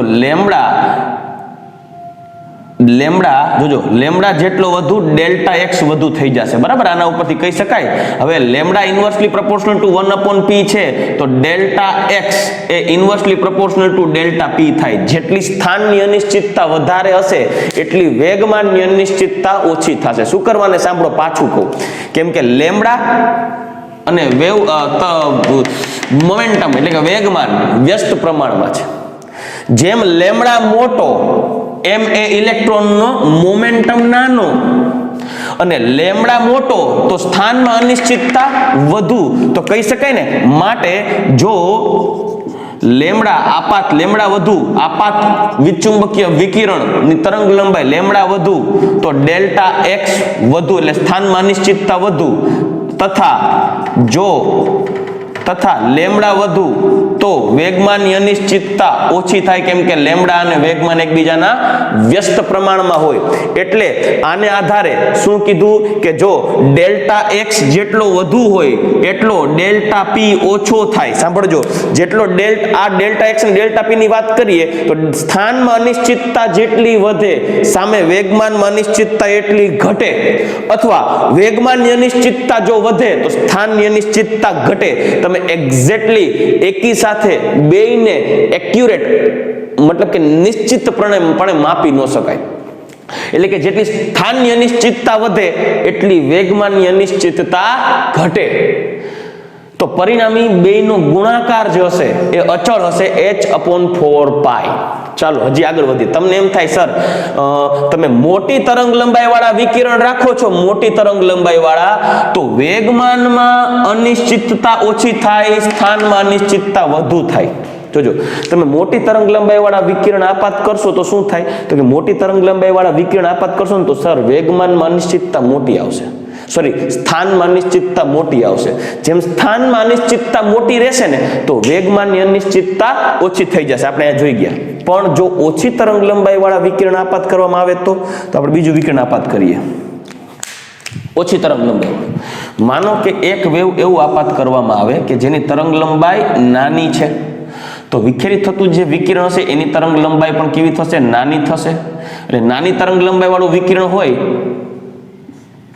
તો લેમડા નાનું હોય તો ડેલ્ટા એક્સ પણ શું થાય ઘટે કે નહીં એટલે કે જો તમે નાની તરંગ લંબાઈ રાખો એટલે કે જો લેમડાનું મૂલ્ય આપાત વિકિરણની તરંગ લંબાઈ લેમડાનું મૂલ્ય નાનું હોય તો ડેલ્ટા એક્સ નું મૂલ્ય પણ નાનું થાય અને ડેલ્ટા એક્સ નું મૂલ્ય નાનું થાય કેમ કે તરંગ નાનો આપાત કર્યો પણ જેમ નાનો તરંગ આપાત કરો એમ એ તરંગની ઉર્જા વધારે હોય એટલે આ તરંગની તાકાત વધારે હોય એટલે એ ઇલેક્ટ્રોન સાથે તોડી નાખે એવી એનર્જી સાથે ભટકાય એટલે ઇલેક્ટ્રોનના વેગમાનમાં જબરજસ્ત ચેન્જ આવે એટલે ડેલ્ટા પી વધી જાય એટલે જો તરંગ લંબાઈનું મૂલ્ય નાનું હોય તો ડેલ્ટા એક્સ નું મૂલ્ય નાનું થાય અને ડેલ્ટા પી નું મૂલ્ય વધુ થાય એટલે કે તમે જોયું જો તમે સ્થાનની અનિશ્ચિતતાનું મૂલ્ય નાનું કરવા ગયા તો વેગમાનની અનિશ્ચિતતાનું મૂલ્ય વધી ગયું જો તમે વેગમાનની અનિશ્ચિતતાનું મૂલ્ય નાનું કરવા જાઓ તો સ્થાનની અનિશ્ચિતતાનું મૂલ્ય વધી જાય ઇન શોર્ટ જો ડેલ્ટા એક્સ મોટું હોય તો ડેલ્ટા પી નાનું થઈ જાય જો ડેલ્ટા એક્સ નાનું હોય તો ડેલ્ટા પી મોટું થઈ જાય ટૂંકમાં બેયનો ગુણાકાર કેવો રહે છે અચળ રહે છે આ છે હાઇઝનબર્ગની અનિશ્ચિતતાનો સિદ્ધાંત દીકરાઓ આ તો મેં તમને સમજાવ્યું છે તમારે આ બધું અત્યારે યાદ રાખવાની જરૂર નથી તમારે માત્ર આટલું જ યાદ રાખવાનું છે ડોન્ટ વરી આ તો મેં તમને એક્સપ્લેન કર્યું કે આ ક્યાંથી આવ્યું છે ક્લિયર હવે આને આગળ વધારીએ હાઇઝનબર્ગ એવું કીધું કે જો કોઈ પરમાણુના સ્થાનમાં અનિશ્ચિતતા ઓછી હોય ને તો ત્યારે વેગમાનની અનિશ્ચિતતા મોટી થાય આ કોન્સેપ્ટ ઉપરથી જો વેગમાનની અનિશ્ચિતતા ઓછી હોય ને તો સ્થાનની અનિશ્ચિતતા વધી જાય એટલે કે જો તમે એક્ઝેક્ટલી પરફેક્ટ સ્થાન માપવા માંગો ને તો વેગમાન એક્ઝેક્ટલી મળવાને બદલે બહુ અનિશ્ચિત મળે. અને જો વેગમાન કોઈ ઇલેક્ટ્રોનનો કોઈ સમયે નિશ્ચિત માંગવા ઈચ્છો ને, શોધવા ઈચ્છો ને, તો ત્યારે સ્થાનમાં નક્કી નો રહે, સ્થાન ગમે એવડું મળી શકે, મતલબ સ્થાનમાં બહુ અવ્યવસ્થિતતા મળે. મતલબ તમે કોઈ પણ સૂક્ષ્મ કણનું સ્થાન અને વેગમાન એકી સાથે ચોક્કસપણે માપી ન શકો. કાં તમે સ્થાન ચોકસાઈપૂર્વક માપો તો વેગમાન ચોકસાઈપૂર્વક ન મળે, અને જો વેગમાન ચોકસાઈપૂર્વક માપો તો સ્થાન ચોકસાઈપૂર્વક ન મળે. એટલે બેનો ગુણોત્તર છે, એક વધારે હોય તો બીજું ઓછું હોય, અને બીજું વધારે હોય તો પેલું ઓછું હોય. ટૂંકમાં બેનો ગુણોત્તર છે ને, બેનો ગુણાકાર છે ને એ અચળ છે h/4π, greater than or equal to h/4π. આ મગજમાં રાખજો.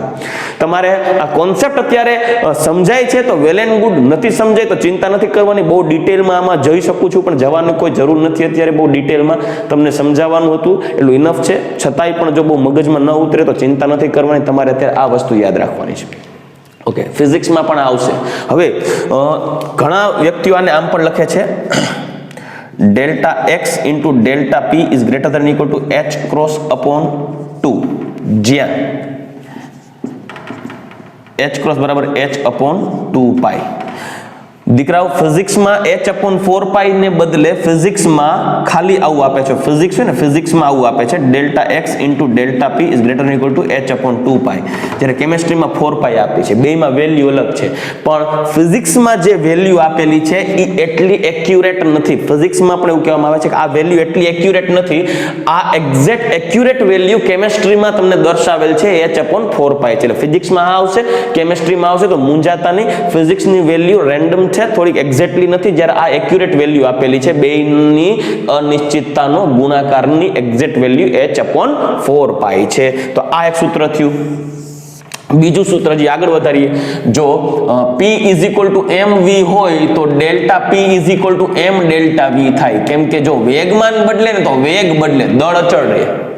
કોઈ પણ માની લો કે તમે બસ લઈને જાતા હો અને બસમાં ઓચિંતાની બ્રેક મારો તો એનો વેગમાન બદલે, બસનો વેગ બદલે, બસનું દળ ન બદલે. એવું ન હોય કે તમે બસ લઈને જાતા હો, ઓચિંતાની બ્રેક મારો તો બસનું વજન ઘટી જાય, એવું ના બને. તમે વેગ બદલો તો વેગમાન બદલે, વેગમાન બદલો હોય તો વેગ બદલો હોય, પણ દળ ન બદલે. એટલે P delta P = m delta v. તો કિંમત આમાં મૂકીએ તો માટે delta x into m delta v is greater than or equal to h/4π. તો માટે delta x into delta v is greater than or equal to h/4πm. એક આ સૂત્ર પણ તમને મળી શકે. દીકરાઓ, હાઇઝનબર્ગની અનિશ્ચિતતાનો સિદ્ધાંત ખાસ ધ્યાન રાખજો, જેમાં ડેલ્ટા v છે વેગમાં ફેરફાર, m છે એ કણનું દળ કિલોગ્રામમાં લેવું, બરાબર. h છે પ્લાન્કનો અચળાંક છે 6.626 × 10⁻34 જૂલ સેકન્ડ. ડેલ્ટા x છે સ્થાનમાં અનિશ્ચિતતા. આ વેગમાં ફેરફાર વેગમાં અનિશ્ચિતતા. ડેલ્ટા p છે વેગમાનમાં અનિશ્ચિતતા, બરાબર. ઓકે, તો હવે આ તો આપણે જોઈ ગયા હાઇઝનબર્ગનો અનિશ્ચિતતાનો સિદ્ધાંત. આટલો મુદ્દો જોવાનો છે. આ તો મેં એનું એક્સપ્લેનેશન આપ્યું છે. હવે ચોખવટી કરી દઉં કે હાઇઝનબર્ગનો અનિશ્ચિતતાનો સિદ્ધાંત, હાઇઝનબર્ગે ચોખ્ખું કીધું છે કે જેમ કણ નાનો થતો જશે ને, જેમ સૂક્ષ્મ કણ લેશો ને, એમ એનું સ્થાન અને વેગમાન માપવામાં અચોકસાઈ આવશે. મેં ઓલી મચ્છરવાળી વાત કરી હતી કે ભાઈ મોટી બસ જાતી હોય અને તમારે આમ બસ આવે છે, તમારે બસમાં કોઈ ચોક્કસ સ્થાને આમ પથ્થર મારવો છે, તો તમે આમ બસ આવે છે, હાથમાં પથ્થર લઈને ઉભા છો, હમણાં બસ આવે એટલે ઘા કરું, આવે એટલે ઘા કરું. તમે એના સ્થાન અને વેગમાનનું પ્રેડિક્શન કરશો. કોઈ ચોક્કસ સમયે જ્યારે હું પથ્થરનો થ્રો કરીશ, પથ્થર ત્યાં પહોંચશે, ત્યારે જ બસ ત્યાં પહોંચશે, બસમાં ભટકાશે. આ તમે પ્રેડિક્ટ કરો છો અને ચોક્કસ સમય આમ થ્રો કરશો એટલે બની શકે એવી શક્યતાઓ વધી જાય કે બસ અને તમારો પથ્થર ત્યાં પહોંચે, બસ સાથે અથડાય. કેમ કે ત્યાં સ્થાન અને વેગમાનમાં અચોકસાઈ ઓછી રહેશે, ચોકસાઈ વધારે રહેશે, કેમ કે બસ મોટો બૃહદણુ કહેવાય. પણ એને બદલે મચ્છર ઉડીને આવે છે ને તમને પથ્થર દો ને એમ કે હવે મચ્છર આમ આવે છે, આમ સામે આવે એટલે મચ્છરને આંટી દેજો, તો મચ્છરને તમે આંટી શકશો નહીં. મચ્છરને તમે એક્ઝેક્ટલી પોઈન્ટ ઉપર તમે એને મારી શકશો નહીં. શું કરવાને? કેમ કે મચ્છરનું કદ નાનું છે, તો એક્ઝેક્ટલી તમે એનું સ્થાન અને વેગમાન ચોકસાઈપૂર્વક માપી નહીં શકો. એટલે હાઇઝનબર્ગે ચોખ્ખું કીધું છે કે સૂક્ષ્મ કણ, લખી દો કે સૂક્ષ્મ કણ માટે હાઇઝનબર્ગ નો અનિશ્ચિતતાનો સિદ્ધાંત લાગુ પડે. જેમ કણ નું કદ વધે તેમ સ્થાન અને વેગમાનની અનિશ્ચિતતાનું મૂલ્ય ઘટતું જાય. ચાલો રેડી. તો આ થઈ ગયું હાઇઝનબર્ગની અનિશ્ચિતતાનો સિદ્ધાંત. દીકરા મોસ્ટ ઇમ્પોર્ટન્ટ કોન્સેપ્ટ છે. એક વસ્તુ યાદ રાખવાનું કે હાઇઝનબર્ગ એવું કહે છે કે જ્યારે તમે કોઈ સૂક્ષ્મ કણનું સ્થાન ચોકસાઈપૂર્વક માપવા જાશો, તરંગ લંબાઈ નાની એપ્લાય કરીને, તો નાની તરંગ લંબાઈ જેટલી એપ્લાય કરશો એટલું સ્થાનમાં અચોકસાઈ ઘટશે, ચોકસાઈ વધશે, સ્થાનમાં એક્યુરેસી આવશે. પણ તાકાતવાળી વિકિરણો આપાત કરશો નાની તરંગ લંબાઈ વાળો તો સ્થાન ચોક્કસ મળે, પણ એ વિકિરણની તાકાત વધુ હોવાથી ઇલેક્ટ્રોનના વેગમાનમાં જાજો ફેરફાર મળે, તો વેગમાનમાં અનિશ્ચિતતા વધી જશે. એટલે જો સ્થાનમાં ચોકસાઈ લેવા ગયા તો વેગમાનમાં અચોકસાઈ અનિશ્ચિતતા વધી જશે. અને જો વેગમાન તમને મારે વેગમાન ચોકસાઈ પૂર્વક માપવું છે તો તમારે આ ઇલેક્ટ્રોન ઉપર ઓછી ઉર્જાવાળા વિકિરણો આપાત કરવાના. ઓછી ઉર્જાવાળા વિકિરણો આપાત કરો તો તરંગ લંબાઈ મોટી આવે. મોટી તરંગ લંબાઈ આવશે તો શું થશે કે સ્થાનમાં અનિશ્ચિતતા વધી જશે, વેગમાનમાં અનિશ્ચિતતા ઘટી જશે. તો તમે કોઈ એકની નિશ્ચિતતા મેન્ટેન રાખી શકો, બીજામાં અનિશ્ચિતતા વધારે આવે. કાં સ્થાન અનિશ્ચિતતા ઘટી શકે, કાં વેગમાનની અનિશ્ચિતતા ઘટી શકે. બરાબર. પણ તમે બેયને ચોકસાઈપૂર્વક નિશ્ચિત વેલ્યુ ગણી શકશો નહીં. આવું કોણ કે છે? હાઇઝનબર્ગ. થઈ ગયો હાઇઝનબર્ગનો અનિશ્ચિતતાનો સિદ્ધાંત. નેક્સ્ટ પોઈન્ટ આપણે હવે મોડર્ન એટોમિક સ્ટ્રક્ચર ઉપર આપણે હવે શિફ્ટ થશું સીધા. જે ક્વોન્ટમ મિકેનિક્સ મોડલ જેને કહેવાય, ક્વોન્ટમ મોડલ કહેવાય પરમાણુનું, જેમાં કક્ષકોને આ વિશે ડિટેલમાં ડિસ્કશન કરવાનું છે. અત્યારે હવે હું તમને અમુક દાખલાઓ આ કોન્સેપ્ટને રિલેટેડ હોમવર્કમાં આપીશ. અમુક દાખલા હું તમને અહીંયા સોલ્વ કરાવીશ. ચાલો દીકરાઓ, હવે મેં તમારી સામે ટોટલ 8 દાખલાઓ રાખેલા છે હાઇઝનબર્ગની અનિશ્ચિતતાના સિદ્ધાંતને આધારિત. હું તમને એમાં હિન્ટ્સ આપતો જઈશ. તમારે એને આધારે ગણતરીઓ કરી અને મને હોમવર્કમાં સબમિટ કરાવવાના રહેશે, ફોટા મોકલવાના રહેશે. તો સૌથી પહેલા આપણે પહેલા દાખલાથી શરૂઆત કરીએ. તમને બે સૂત્રો હું તમને પહેલા આપી જ દઉં. હાઇઝનબર્ગની અનિશ્ચિતતા માટે delta x into delta p is greater than or equal to h upon 4 pi, or જો વેગના અનુસંધાને delta x into delta v is greater than or equal to h upon 4 pi m. આ બે સૂત્રને પકડીને ચાલવાનું છે. સૌથી પહેલો પ્રશ્ન વાંચીએ તો ઇલેક્ટ્રોનના સ્થાનની અનિશ્ચિતતા 5 × 10⁻10 મીટર હોય તો તેના વેગમાનની અનિશ્ચિતતા કેટલી? દીકરાઓ યાદ રાખજો, હંમેશા આ પદાર્થમાં જે દળ હશે, દળ m એ કિલોગ્રામમાં જ લેવાનું છે. ડેલ્ટા વી વેગની અનિશ્ચિતતા મીટર પ્રતિ સેકન્ડમાં, ડેલ્ટા એક્સ લેશું મીટરમાં. ધ્યાનમાં રાખજો. બરાબર. તો હવે આના માટે વેગમાનની અનિશ્ચિતતા માપી છે તો વેગમાન વાળું સૂત્ર delta x into delta p is greater than or equal to h upon 4 pi. તમે વેલ્યુઝ એપ્લાય કરશો તો તમને જવાબ મળી જશે. તમને સ્થાનની અનિશ્ચિતતા આપી છે એટલે ડેલ્ટા એક્સ આપી દીધું છે, ડેલ્ટા પી ના સૂત્રનો કરતા બનાવવાનો. h ની વેલ્યુ 6.626 10⁻34 upon 4 પાઈ લેશું 3.14 અને ડેલ્ટા એક્સ ની વેલ્યુ 5 × 10⁻10 જે આવશે એ જવાબ ડેલ્ટા પી, એટલે કે વેગમાનમાં થતી અનિશ્ચિતતા. ઓકે. હવે એના પછી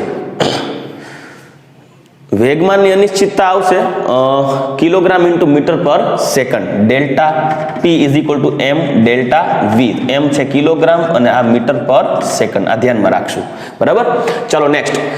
જો ઇલેક્ટ્રોનના વેગની અનિશ્ચિતતા આપી છે ડેલ્ટા વી, તો સ્થાનની અનિશ્ચિતતા કેટલી? તો delta x into delta v is equal to h upon 4 pi m. તમને ડેલ્ટા એક્સ માંગ્યું છે તો h ની વેલ્યુ અહીંયા એપ્લાય કરી દેવાની 6.626 10⁻34.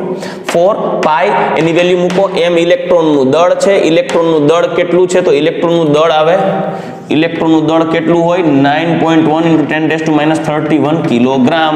તો એ તમારે એપ્લાય કરો m અને ડેલ્ટા વી ને સૂત્રનો કરતા બનાવો. ડેલ્ટા એક્સ ને નીચે લઈ લ્યો. અહીંયા આપી દીધું, સોરી ડેલ્ટા વી આપેલું છે તો નીચે લઈ લો, ડેલ્ટા એક્સ મળી જશે. સ્થાનની અનિશ્ચિતતા. સિમ્પલ. આ જ ગણવાનું છે. નેક્સ્ટ.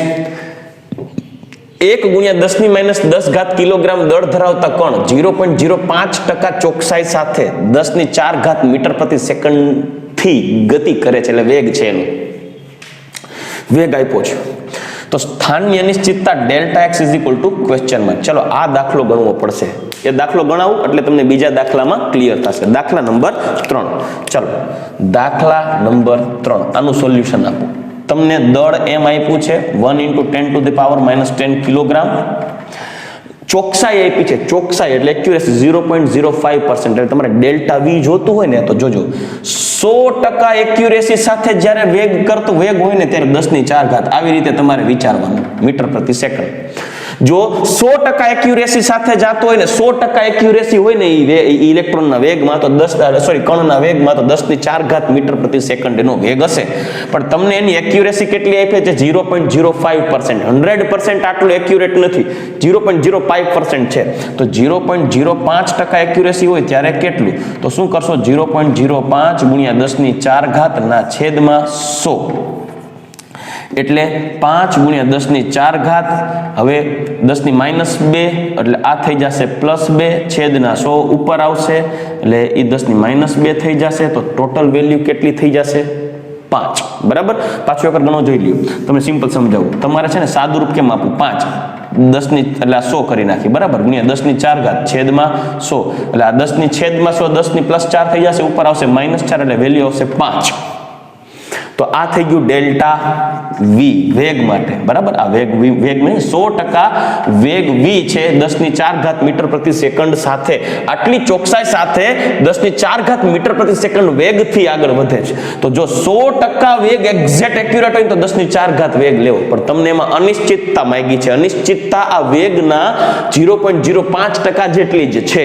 તો તમને આટલા ટકા હોય તો અનિશ્ચિતતા મળી જાય 5. તો હવે તમારે વેલ્યુ એપ્લાય કરવાની delta x × delta v = h/4πm. તમને માંગ્યું છે સ્થાનની અનિશ્ચિતતા, તો ડેલ્ટા એક્સ ને સબ્જેક્ટ બનાવો. h 6.626 × 10⁻−34 4π 3.14 આવશે. અને m કેટલો લેવાનો છે? 10⁻10. અને ડેલ્ટા વી પણ છેદમાં લેવો પડશે ને, તો ડેલ્ટા વી કેટલો આવ્યો? 5. જી આવશે, જવાબ સાદુરૂપ આપશો તો જે આવશે ડેલ્ટા એક્સ મીટરમાં જવાબ આવશે. તો આ રીતે તમે ગણી શકશો. એઝ ઇટ ઇઝ ચોથો દાખલો. જો સ્પીડમાં તમને એટલે કરાવતો જાઉં છું, તમને હિન્ટ આપતો જાઉં છું. દાખલો તમારે ગણવાનો છે. જો ઇલેક્ટ્રોન 0.001% એક્યુરેસી સાથે 10⁸ મીટર પ્રતિ સેકન્ડની વેગથી ગતિ કરે છે તો સ્થાનમાં અનિશ્ચિતતા કેટલી? આમ જ ગણશું. જો પહેલા તો 0.001 ને આધારે ડેલ્ટા વી શોધવું પડશે. તો ડેલ્ટા વી કેટલું આવશે? તો જુઓ 100% એક્યુરેસી હોય તો 10⁸ મીટર પ્રતિ સેકન્ડ વેગ આવે. તો 0.001% એટલે કે કેટલા કહેવાય એને? 10⁻³ કહેવાય ને. ત્યારે કેટલા? તો શું જવાબ આવશે? 10⁻³ × 10⁸ ના છેદમાં 10⁵ એટલે 100. 10⁵ ઉપર આવે -2 થઈ જાય. આ 100 છે ઉપર આવે એટલે -2 -2 -3 -5 અને આ 8. તો જવાબ આવશે 10⁻3. 10⁻3. તો એ આવશે 10⁻3. તો ડેલ્ટા વી. તો ડેલ્ટા વી મળી જશે. હવે બસ આ સૂત્રમાં કિંમત મૂકો. Delta x × delta v = h/4πm. Delta v ની વેલ્યુ જે અહીંયા તમને સૂત્રમાં આને આધારે મળે છે એ એપ્લાય કરો. ડેલ્ટા વી h/4πm. 4π ની વેલ્યુ એમ નામ રાખશો. m ઇલેક્ટ્રોનનું દળ છે એ મૂકી દેવાનું છે અહીંયા 9.1 × 10⁻31. એટલે તમને જવાબ મળશે ડેલ્ટા એક્સ ની વેલ્યુ મીટરમાં. સમજાઈ ગયું કઈ રીતે કરવાનું? આ વેગ જે આપ્યો હોય એને કહેવાનું 100%. 100% એ આટલો વેગ હોય તો આટલી એક્યુરેસી હોય ત્યારે કેટલો વેગ હોય? તો 100 એ આટલા, તો આટલા એ કેટલા? જે આવશે એ જવાબ. બરાબર. 10⁻⁻ છે 10⁻³ એટલે -3 અહીંયા લખીને પાછું જુઓ × 10⁸ ના છેદમાં 100 એટલે -2 +2 10⁵ કે ઉપર આવે +2 થઈ જાય -2 થઈ જાય -3 ને -2 -5. તો 10⁸ × 10⁻5. તો જવાબ મળે 10⁻3 ડેલ્ટા વી. બરાબર. ડેલ્ટા એક્સ માંગ્યું છે. હવે પ્રશ્ન નંબર 5. જો ઇલેક્ટ્રોનના સ્થાનની અનિશ્ચિતતા એ વેગમાનની અનિશ્ચિતતા કરતા બમણી હોય તો વેગની અનિશ્ચિતતાનું મૂલ્ય કેટલું થાય? દીકરાઓ જમાવટ વાળો પ્રશ્ન છે, કેમ ગણવો સમજાવું. પ્રશ્ન નંબર છે 5. એના જેવા 5, 6, 7 આ બધા એક સરખા પ્રશ્નો છે. સો ક્વેશ્ચન નંબર 5 નું સોલ્યુશન તમને હું કીધું છે, જો ઇલેક્ટ્રોનના સ્થાનની અનિશ્ચિતતા એટલે કે ડેલ્ટા એક્સ એ વેગમાનની અનિશ્ચિતતા કરતા બમણી છે. વેગમાનની અનિશ્ચિતતા કરતા બમણી એટલે વેગમાનની અનિશ્ચિતતા × 2 કરો તો સ્થાનની અનિશ્ચિતતા મળે. થઈ ગયું. સ્થાનની અનિશ્ચિતતા વેગમાનની અનિશ્ચિતતા કરતા બમણી છે. તો વેગની અનિશ્ચિતતાનું મૂલ્ય ગણો, ડેલ્ટા વી માંગ્યું છે. તો એક કામ કરીએ, delta v into delta p is equal to h/4π આવું લઈ લઈએ. હવે જો એક કામ કરીએ, આ ડેલ્ટા પી એટલે તો આ ડેલ્ટા એક્સ એટલે શું થાય, 2 ડેલ્ટા પી થાય. આપણે શું જોઈએ છે, ડેલ્ટા વી જોઈએ છે. તો ડેલ્ટા વી ક્યારે મળે, delta p is equal to m delta v ઉપરથી. તો એક આ એક્સ ની વેલ્યુ એપ્લાય કરીએ તો 2 delta p into delta p is equal to h/4π. તો માટે 2 ઇન્ટુ ડેલ્ટા પી નો square is equal to h/4π. Delta p એટલે એમ ડેલ્ટા વી થાય, તો માટે 2 into m square delta v square, કેમ કે એમ ડેલ્ટા વી નો સ્ક્વેર થાય. ડેલ્ટા પી બરાબર એમ ડેલ્ટા વી. રીઝન લખી શકાય. રીઝન શું હતું, એમ ડેલ્ટા વી બરાબર ડેલ્ટા પી બરાબર h/4π. તો હવે કામ કરો, 2m સ્ક્વેર ને છેદમાં લઈ લ્યો તો delta v square is equal to h/4π into 2m square આવું થાય. તો હવે ડેલ્ટા વી બરાબર આખાઈને વર્ગમૂળમાં લેવું પડે, under Chhapri h/4π 2m square.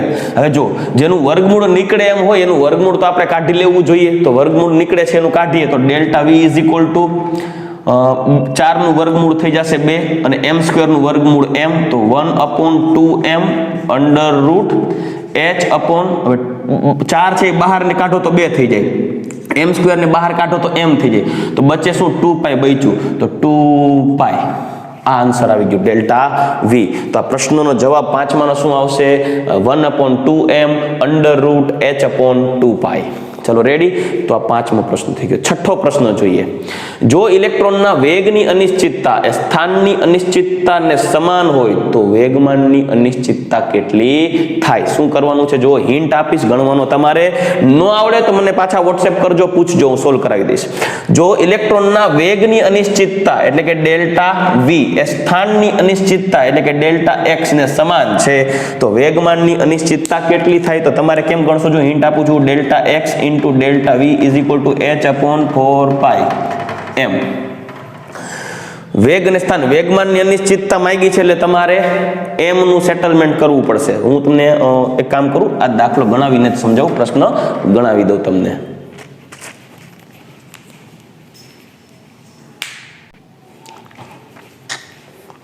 હવે જુઓ છઠ્ઠા પ્રશ્નમાં, જો ઇલેક્ટ્રોનના સ્થાનની અનિશ્ચિતતા એ વેગના સ્થાનની અનિશ્ચિતતા કરતા સમાન છે, બેની વેગ ને સ્થાન સમાન છે, ડેલ્ટા એક્સ બરાબર ડેલ્ટા વી. હવે જુઓ delta x into delta v is equal to h/4π m. હવે ડેલ્ટા એક્સ અને ડેલ્ટા વી સમાન છે તો ડેલ્ટા એક્સ ની વેલ્યુ મૂકો, delta v into delta v is equal to h/4π m. અહીંયા વી એટલે લીધું છે કેમ કે તમને માંગ્યું છે વેગમાન, અને વેગમાન જોતું હોય તો m ડેલ્ટા વી નો મેળ કરવો પડશે. તો હવે કામ કરો, બે નો ગુણાકાર થઈ જશે, delta v square is equal to h/4π m. તો હવે શું કરશું, તમારે ડેલ્ટા પી જોતું હોય તો m ડેલ્ટા વી થાય, તો તમારે એક ડેલ્ટા વી સાથે m ગુણવો પડે. અહીંયા વી સ્ક્વેર છે, તે કામ કરીએ, બંને બાજુ m સ્ક્વેર વડે ગુણતા, m સ્ક્વેર વડે ગુણી નાખો તો m square delta v square is equal to h/4π m into m square. બે બાજુ m સ્ક્વેર વડે ગુણી નાખો એટલે અહીંયાથી એક m અને અહીંયાથી એક m ગયો, તો m square into delta v square એટલે મળે ડેલ્ટા પી સ્ક્વેર. બરાબર, ડેલ્ટા પી સ્ક્વેર થઈ ગયું બરાબર h/4π અને ઉપર m રહેશે ને, કેમ કે નીચેનો m ઉડી ગયો, તો ડેલ્ટા પી બરાબર શું રહેશે, તો ડેલ્ટા પી બરાબર અંડર છાપરી એટલે કે અંડર રૂટ h/4π. 4π નો 4 છે એને બહાર કાઢી શકો છો, 2 થઈ જશે, તો માટે delta p is equal two 1/2 under route mh/π. આ એનો આન્સર થઈ ગયો ક્વેશ્ચન નંબર 6 નો. સેમ ક્વેશ્ચન નંબર 7 છે, જો ઇલેક્ટ્રોનના સ્થાનની અનિશ્ચિતતા ડેલ્ટા એક્સ વેગની અનિશ્ચિતતા કરતા અડધી છે એટલે ડેલ્ટા વી/2 છે તો વેગમાનની અનિશ્ચિતતા ગણો, ડેલ્ટા પી ગણો. આની જેમ જ તમારે ગણવાનું છે, સિમિલર. આ બે ડેલ્ટા એક્સ અને ડેલ્ટા વી સરખા આપ્યા હતા, જ્યારે ડેલ્ટા એક્સ અને ડેલ્ટા વી બાય 2 છે. બસ ડેલ્ટા એક્સ ની જગ્યાએ ડેલ્ટા વી બાય 2 મૂકી દેવાનું, એટલે અહીંયા બાય 2 આવશે ને એની આધારે ગણતરી કરવાની. બાય 2 આવશે એટલે અહીંયા 2 લેવાનો થશે, 2 લેવાનો થશે ને પછી સાદુરૂપ આપી દેવાનું, એટલે આન્સર એ પ્રમાણે આવશે. ન આવડે તો મને કહેજો, બરાબર. ચાલો હવે ક્વેશ્ચન નંબર 8. જો કણ એ ની સ્થાનની અનિશ્ચિતતા ડેલ્ટા એક્સ ઓફ એ છે અને બી ના સ્થાનની અનિશ્ચિતતા ડેલ્ટા એક્સ ઓફ બી કરતા બમણી છે, મતલબ કણ ક્વેશ્ચન નંબર 8, કણ એ માટે ડેલ્ટા એક્સ ઓફ એ અને કણ બી માટે ડેલ્ટા એક્સ ઓફ બી નો સંબંધ આપ્યો છે કે કણ એ ના સ્થાનની અનિશ્ચિતતા એ કણ બી ના સ્થાનની અનિશ્ચિતતા કરતા બમણી છે. તો delta x of a is equal to 2 of delta x of b. તો વેગની અનિશ્ચિતતા વચ્ચેનો સંબંધ કયો છે? તો વેગની અનિશ્ચિતતા ડેલ્ટા વી ઓફ એ અને ડેલ્ટા વી ઓફ બી વચ્ચેનો સંબંધ કયો? તો કેમ કરશું? જો એક કામ કરો, delta x of a into delta v of a is equal to h upon 4 pi m. આ છે એમ ઓફ એ અને delta x of b delta v of b બરાબર h upon 4 pi m of b. આવું છે. હવે પ્રશ્નમાં જ કીધું છે કે x ઓફ બી ગુણ્યા 2 બરાબર 2x ઓફ એ થાય. તો પહેલા તો એક કામ કરીએ, આ બે પદનો ગુણોત્તર લઈ લઈએ. તો જો delta x of a into delta v of a is equal to delta x of b into delta v of b is equal to બેનો ગુણોત્તર લઈ લઈશું. h જશે, 4 પાઈ જશે. તો 1 ના છેદમાં m ઓફ એ ના છેદમાં 1 ના છેદમાં m ઓફ બી, છેદનો છેદ આવશે અંશમાં, છેદનો છેદ અંશમાં આવશે એટલે શું થઈ જશે? m ઓફ બી ના છેદમાં m ઓફ એ થઈ જશે. હવે પ્રશ્નમાં કિંમત મૂકો, x ઓફ b બરાબર 2x ઓફ b થાય. તો માટે કિંમત મૂકો 2x of b upon into delta v of a ના છેદમાં delta x of b delta v of b બરાબર mb બાય ma. જો b નો દળ આપી દીધો હોય તો કોઈ ઇશ્યુ નથી, તમે કિંમત મૂકી શકો છો, બરાબર. હવે x ઓફ b કટ થઈ જશે, તો માટે ડેલ્ટા વી ઓફ એ બેને અહીંયા છેદમાં લઈ લ્યો, તો mb by 2ma into delta v of b. તો આ સંબંધ થઈ ગયો, ડેલ્ટા વી ઓફ એ બરાબર mb by 2ma into delta v of b. હવે તમને એમાં પ્રશ્નમાં એવું કીધું કે માનો કે એ ના દળ કરતા બી નું દળ 2 ગણું છે, એ ના દળ કરતા બી નું દળ 2 ગણું હોય, તો એ ના દળ કરતા બી નું દળ 2 ગણું હોય માની લ્યો, તો m of b is equal to 2m of a થાય, બરાબર. તો m ઓફ બી ને બદલે 2m ઓફ એ કરી નાખો, તો mb m ઉડી જાય, 2 ઉડી જાય, તો va બરાબર vb થઈ જાય. તો આ સંબંધ થાય. મતલબ તમને જે પ્રશ્નમાં કિંમત આપી છે એ પ્રમાણે તમે આમાં મૂકી શકો. આ રીતે પણ એમસીક્યુ આવે. દીકરા કોમ્પિટિટિવ એક્ઝામ્સમાં આવા પ્રશ્નો આવે, ગણતરીઓ ટૂંકી થાય, ખાલી સાદુરૂપ આપો તોય જવાબ આવે. એ રીતે તમારા પ્રશ્નો વધુ પૂછાઈ શકે. રેડી? તો દીકરા આ થઈ ગયું હાઇઝનબર્ગનો અનિશ્ચિતતાનો સિદ્ધાંત. આજ સુધીના લેક્ચર્સમાં આપણે જેટલું ભણી ગયા એ ટોપિક્સમાંથી દાખલાકીય જેટલા ટોપિક્સ છે એ બધા પૂરા થઈ ગયા. હવે નેક્સ્ટ લેક્ચરમાં આપણે ઇલેક્ટ્રોનના એરેન્જમેન્ટ્સ માટે મોડર્ન એટોમિક સ્ટ્રક્ચર તરફ આગળ વધશું, જેમાં દાખલાઓના કોન્સેપ્ટ હવે નહીં આવે, હવે લોજિકલ કોન્સેપ્ટ આવશે. રેડી? તો ચાલો દીકરાઓ, નેક્સ્ટ લેક્ચરમાં હવે ક્વોન્ટમ નંબરના પોઈન્ટ્સ તરફ આગળ વધશું. ત્યાં સુધી રજા લઈશ. ગુડ બાય, ટેક કેર, જય શ્રી કૃષ્ણ.